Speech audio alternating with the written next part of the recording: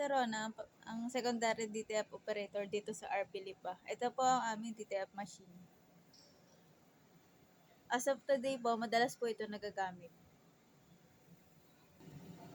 Ito po ang head. Linis naman po. Ito naman po ang cupping.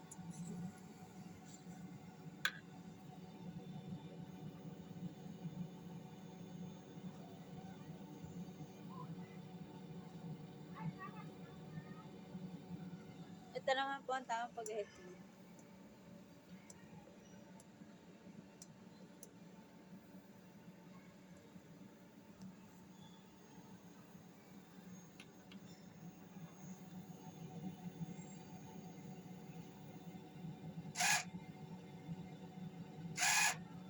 Ito po ang ink tank.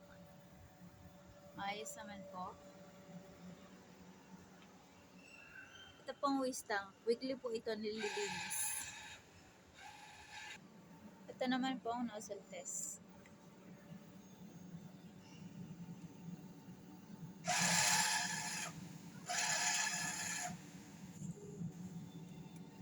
Kompleto naman po at maayos ang mga kulay. Ito po ang stocks namin. At ito lang po ang aking use na po.